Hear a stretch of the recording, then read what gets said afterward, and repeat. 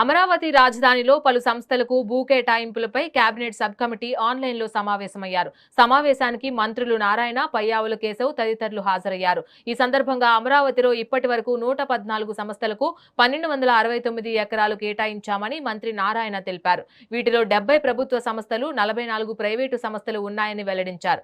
మొత్తం 114 సంస్థల్లో 3 సంస్థలు కొన్ని కారణాలతో కేటాయింపులు రద్దు చేసుకున్నాయని, మరో 3 సంస్థలకు గతంలో కేటాయించిన దానికి బదులు వేరే చోట భూ కేటాయింపు చేశామని తెలిపారు. అలాగే రాజధాని నిర్మాణ పనులకు డీజిల్ కొరత లేదని స్పష్టం చేశారు. ప్రస్తుత పరిస్థితులతో భారీ నిర్మాణాల వాయిదా వేసుకోవాలని ప్రధాని అందరికీ సూచించారని, కానీ అమరావతి రాజధాని కాబట్టి కొనసాగిస్తున్నామని అన్నారు. తీసుకుంటే మొత్తం ఇంతవరకు అమరావతి క్యాపిటల్ సిటీలో 1269 ఎకరాలు, 1269 ఎకరాలు 114 ఇన్స్టిట్యూషన్స్కి యాక్చువల్గా ఇవ్వటం జరిగింది.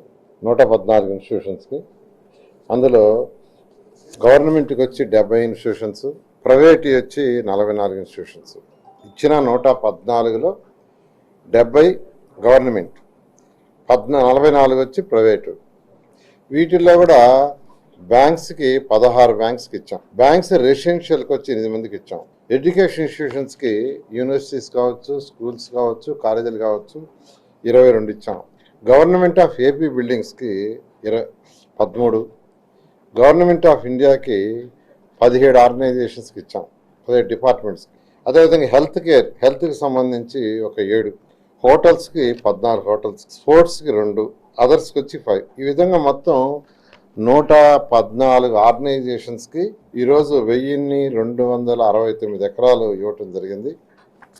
వీటిల్లో ఇంతవరకు తీసుకుంటే కన్స్ట్రక్షన్ 20 ఆర్గనైజేషన్స్కి కన్స్ట్రక్షన్ కమెన్స్మెంట్ అయింది. 9 అయితే కంప్లీట్ చేసినాయి. 9 ఆర్గనైజేషన్ ఇచ్చిన వాటిల్లో కన్స్ట్రక్షన్ కంప్లీట్ చేసి యాక్టివిటీ స్టార్ట్ చేసినాయి. 20లో కన్స్ట్రక్షన్ జరుగుతుంది. మిగతా వాటిల్లో ఏంటంటే ఒక 18 ఇచ్చిన 114లో 18 మంది పేమెంట్ కట్టాలి. వాళ్ళు పేమెంట్ కట్టే స్టేజ్లో ఉండారు. ఒక 25 మంది అగ్రిమెంట్ స్టేజ్లో ఉండారు. 38 మంది అయితే బిల్డింగ్ డిజైన్స్ చేయించుకుంటున్నారు. ఆ 38 మందిలో కూడా ఒక 13 ఆర్గనైజేషన్స్ డిజైన్ చేసుకోవడానికి ఎంపానల్మెంట్ చేస్తున్నారు. ఈరోజు తీసుకుంటే మొత్తం ఇంతవరకు అమరావతి క్యాపిటల్ సిటీలో 1269 ఎకరాలు.